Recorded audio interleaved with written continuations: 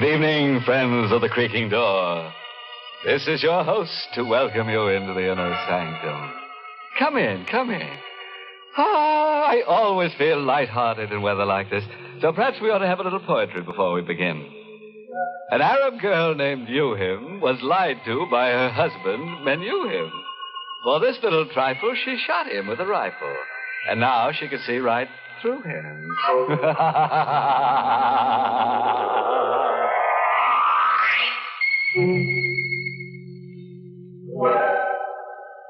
And now, if your scalpels are sharpened and ready, we will proceed with the business of the evening. Tonight, we're going to do a little study in terror. Have you ever been alone with fear? Alone in the night and frightened? Well, here is our star, Agnes Moorehead, in the role of Linda Dixon, who will tell us a tale of terror by night. It was Friday night, and I think I was already a little nervous as I drove north into the mountains. I hadn't wanted to waste even an hour of my 2-week vacation, so I'd had all my bags packed and the car waiting at the curb in front of my office building. Everything would have been all right if the fuel pump in my 6-year-old car hadn't acted up. It took the mechanic almost 2 hours to get me going. So now I was driving through the night with 50 miles more to go, and I was tired and nervous and irritated. And then I heard the whistle in the distance. At first I couldn't place it. And then I remembered the state prison was somewhere in the vicinity. The whistle. It meant a prisoner had escaped. I reached over and turned on the radio. Maybe they were broadcasting something about it. Motorists are warned to be on the lookout for Lee Hartley, who escaped from the death cell at state prison at 9:15 p.m. Tall, dark-haired, regular features, no distinguishing marks. Hartley is a confirmed killer.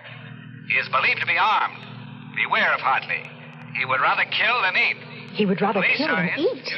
And that man was loose, perhaps waiting around the next bend in the road. Hartley was helped to escape from the outside by his sweetheart, Helen Hearn, a red-headed woman just as vicious as Hartley himself. It is thought that Hartley and the Hearn woman may have separated after the escape. All motorists are warned to beware of a dark-haired man and a red-haired woman alone or together. My hand was shaking a little as I turned off the radio. I looked in the car mirror and shivered. I, too, have red hair.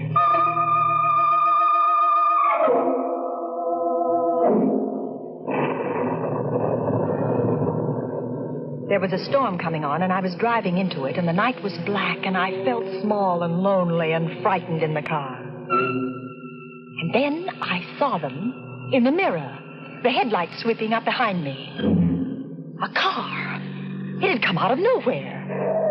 It was pulling alongside, cutting me off. I cowered behind the wheel and watched the door of that other car open. A man stepped out. Oh, and I breathed a sigh of relief. It was a state trooper. You driving all alone, miss? Yes, officer. Sorry if I scared you. We're stopping all cars. Where are you headed for?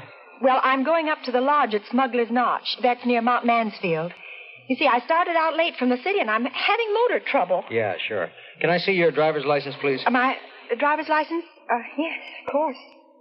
Here, I've got it somewhere in my purse. I seem to be all fingers. It's that escaped prisoner, Hartley. How'd you know about him? I heard the prison whistle, and then it came over the radio about Hartley and his red-haired girlfriend. Hey, you've got red hair, too. Oh, you don't think I'm that woman? Find that license yet? Oh, yes, I'm sure it's in here. Got so many things in this bag. Oh, here, I've got it. Here's my license. Thanks. What time did you say you left the city?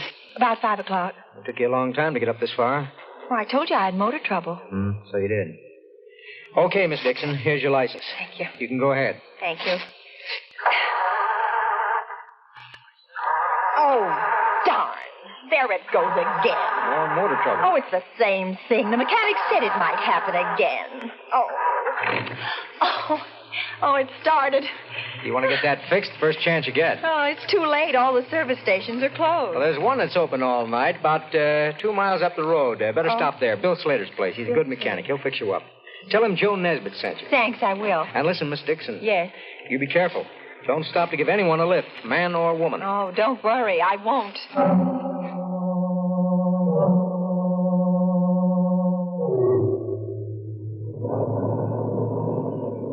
In a few minutes, I saw the lights of the station. I swung into the open space in front of the pumps and stopped. There was another car, a coupe, parked at the pump, but there was nobody in it. And I didn't see any attendant around either. I pressed the horn button. No one answered. Everything seemed so quiet. And suddenly ominous. I found myself shivering. I had a curious feeling that someone was watching me. I had to get away from there. Fast. Oh, the starter wouldn't work again. Oh, it won't start again. Oh, it won't start. Oh, it won't start.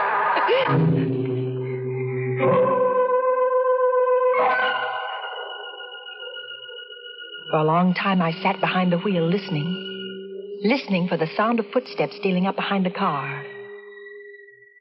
But there were none. Then I could bear it no longer. I had to get out of the car. I had to see what was in that office.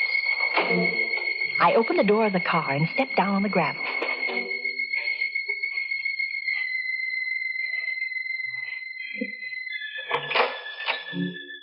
Anybody in there?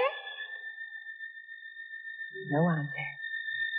I clenched my fists and stepped inside.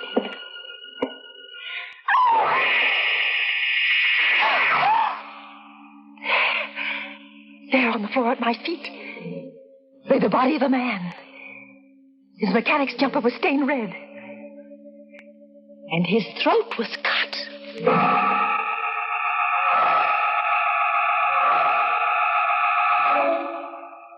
How long I stood there, I'll never know.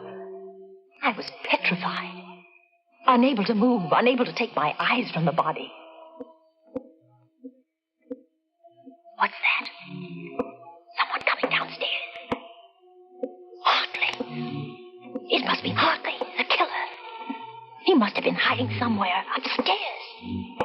I must get away. But how? My car won't run. That other car, the coupe. The coupe, I could jump into that, yes. Oh, if I can reach that coupe before he comes down. Anything wrong, sister? Oh, too late. Anything I can do for you, sister? Yes, it's my car. It won't start. I thought someone here might help me. Sorry. There doesn't seem to be anybody around. That's my coupe over there. I stopped for gas and no one came out, so I went in and looked around. But did you find anybody? There isn't a living soul in there. Oh. You look kind of tired. No, I'm all right. My name is Taylor. John Taylor. I'm Linda Dixon. Linda Dixon, hmm? Glad to know you. You traveling far tonight? I'm going to Mount Mansfield, to the lodge at Smuggler's Notch. They're expecting me. Oh, what do you know about that? What? Mount Mansfield is the place I'm heading for, too. Isn't that a coincidence? I'm sure it is. And your car won't run, huh? I'll tell you what.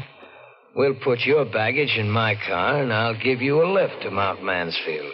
You can send for your car in the morning. No. I'll have your bags switched in a jiff. Please, no, I'd rather not. Hang on. All switched. Now, come on. Get in here.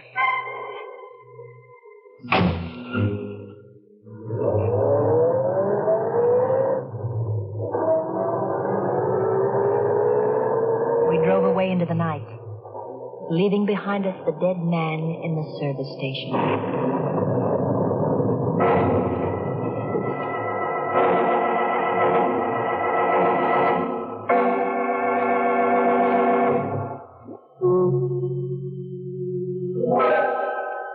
Well, from where we face it looks as if Linda Dixon's got herself into an awful jam. And believe me, she's shaking like jelly. Now, let's see how our star Agnes Moorehead in the role of Linda Dixon is making out. All alone in the car with a strange man. But after all, she shouldn't be too scared of him. He's just a felon who needs a friend. I sat stiff and tense beside the man who called himself John Taylor. He had both hands on the wheel, and he stared out through the windshield. My eyes focused on something on his right hand. It was a stain, a small stain, but it was wet and red. I couldn't take my eyes off it. What are you looking at? What? Oh, nothing at all. I think I'll turn on the radio. Did you know there's been a jailbreak? Hartley is 5'10", very dark hair. Don't be fooled by his pleasant manner. He is a killer by instinct. A killer by He is instinct. a killer by I looked at the man instinct beside and me. very dangerous. He is accompanied by Helen Hearn. Helen Hearn is a clever and dangerous woman. 5'3", red hair, very pretty. I caught Taylor looking at me out of the corner of his eye. Vicious. Just What as are you looking at? Hartley himself. At your hair. That the escape was It's red.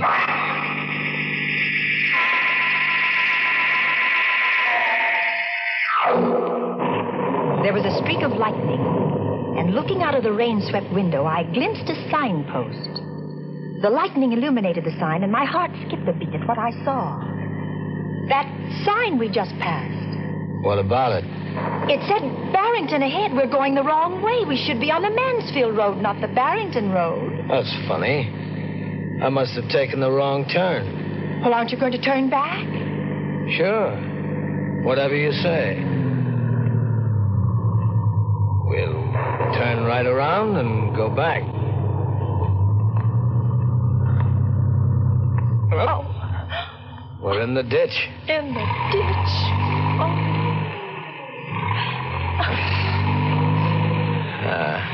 No good. She won't budge. Well, looks like we're stuck here for the night. I think I'd better get out and walk. Perhaps there's a house nearby. Walk in this weather? I don't mind the weather, really, I don't. You can't walk in this storm. You're staying right here until I get the car out of the ditch. I've got some tools in the trunk compartment. You stay put.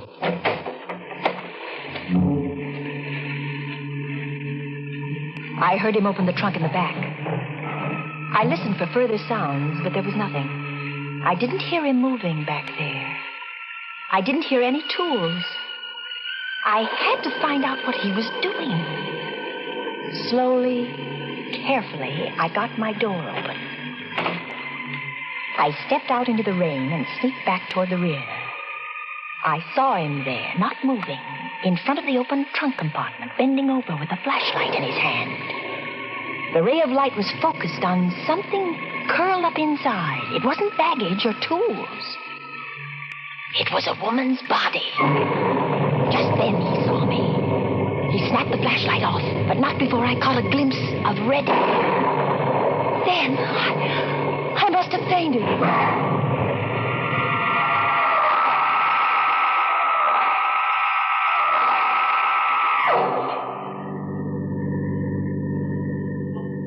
When I came to, I found myself seated inside the car again. The storm was over.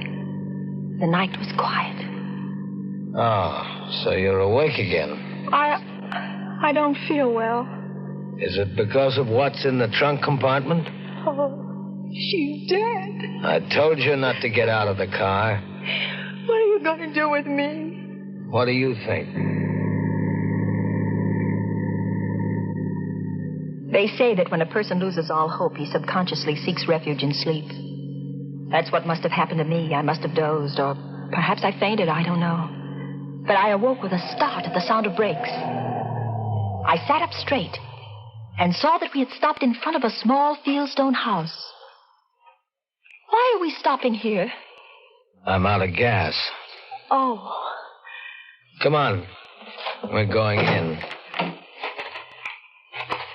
The sign on the door said Roger Bryce, M.D., a doctor's house.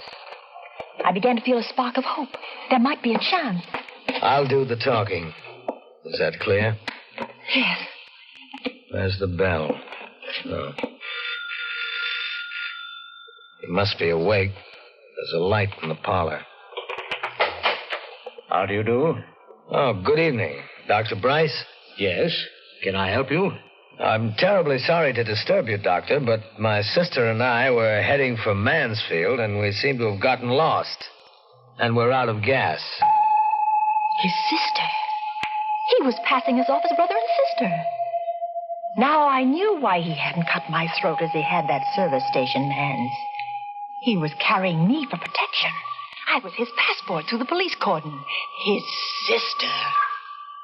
I'm afraid I can't be of much help to you. I'm 7 miles from the nearest town, and I haven't any spare gasoline.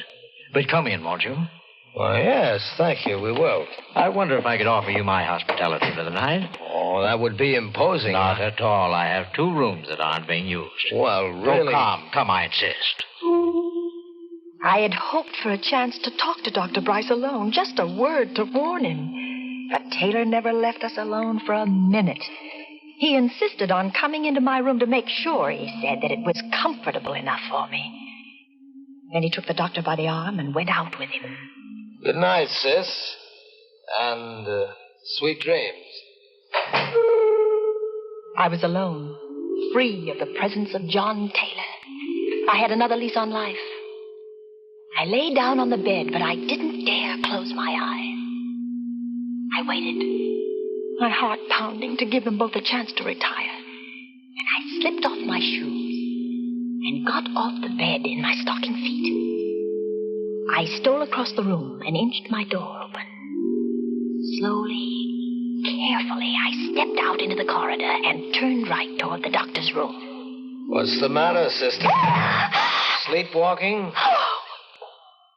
You weren't thinking of going anywhere, sister, were you? I wanted a drink of water. A drink of water, huh? In case you didn't know it, there's a water pitcher on your dresser. Oh, well, I didn't see it. Good night, sister. I turned around and went back into my room. It was no use. I lay down on the bed. How long I lay there, I don't know. Perhaps I slept, perhaps not, but I heard that slight creak as my door began to inch open. The blood chilled in my veins.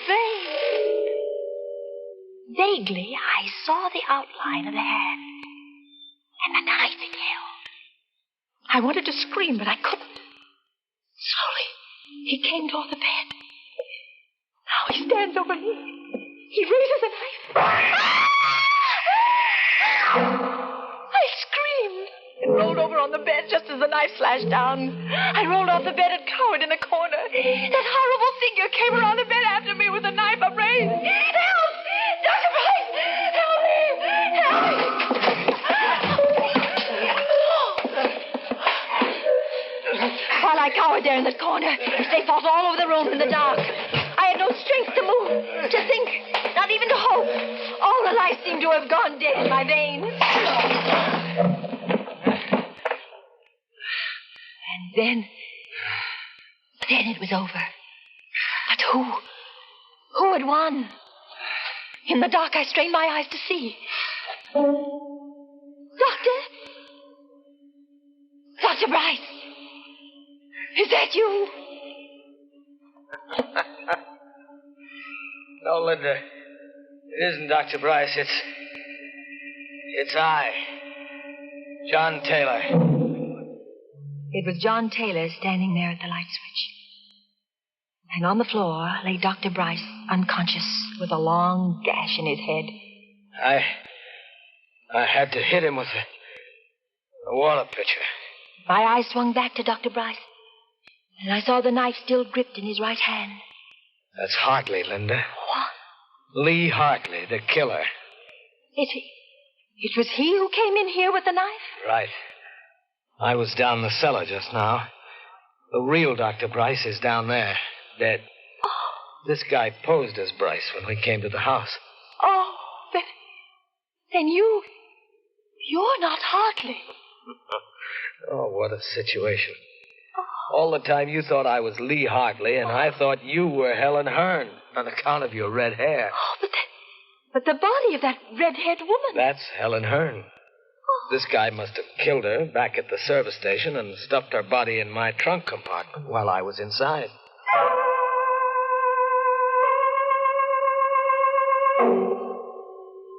That all happened last summer.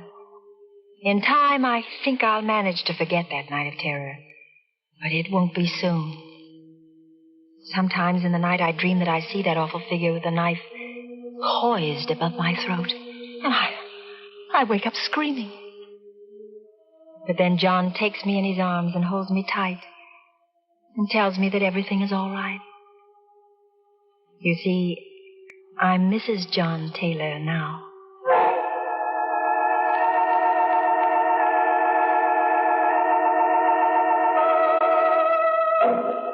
Well, what do you know? A happy ending. As for Mr. Hartley, that pleasant killer, he got what he deserved. Some people never know when they're well off. He should have stayed in jail, where they never raise your rent, where they make no charge for meals or for electric current. You see, when you're in jail, everything is free, except you.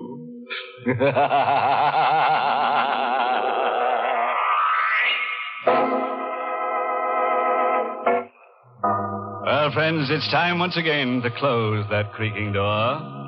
Until next week at the same time, when we'll be back with a little hunk of horror. You'll be sure to listen, won't you? Until next week, then. Good night. Pleasant dreams.